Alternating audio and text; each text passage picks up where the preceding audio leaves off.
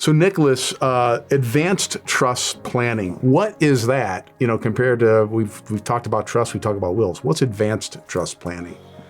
Great question. What is advanced trust planning? Well, basic estate planning is your last will and testament. Maybe you have a revocable living trust. You have your powers of attorney and your living will. So those are the basic components that, for the most part, you're good to go. And most people, that's all they need. When we need advanced estate planning and advanced trust, there's usually a very specific purpose.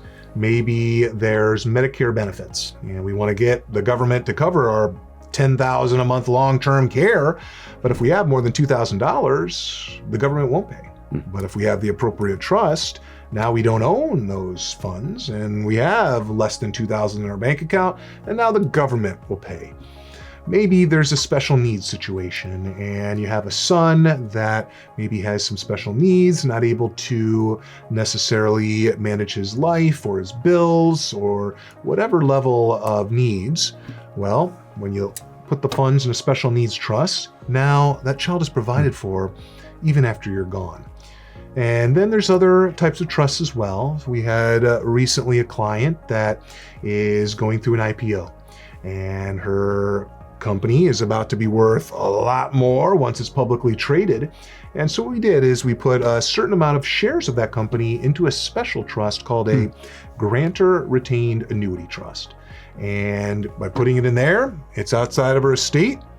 Those shares balloon in value, and those shares then get put into ultimately a dynasty trust or a DAPT. And that's the final vault, the resting place. So these shares, 10x, 100x in the next 10, 20 years, and now don't have to worry about the estate tax because it's out of your estate, goes right into your dynasty DAPT, and you can borrow those funds whenever you want. If you got 10 million in your bank, you can borrow 10 million, pay yourself back or not. And there's some tax rules there. And so it creates this really beautiful bank you can use in your family as well. And then a couple other trusts to be aware of. Again, specific needs. One would be the Spousal Lifetime Access Trust. And this is specifically when you're married, and generally you're thinking about the estate tax in this point, and you're giving as much of the money to your wife or husband, and she's giving money back to you. And so it's a way that you keep it in the family, but legally are shifting the hands. So wife has this, husband has this, and as a result, you're able to navigate the estate tax.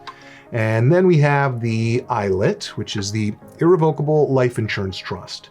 And this is when you're doing some advanced life insurance work. And again, remember, a life insurance agreement is a trust agreement, and it's just a specific kind. And when you're doing certain things with life insurance, let's say there's a large death benefit, 5 million, 10 million, 20 million. Well, you could have it go directly to the family. Now they're having to figure out what to do with all this money. Now they might have the estate tax. Now our grandson that has a drug challenge might be tempted to go below $2 million in a weekend or something ridiculous. And so what the ILIT does is name this irrevocable trust the beneficiary.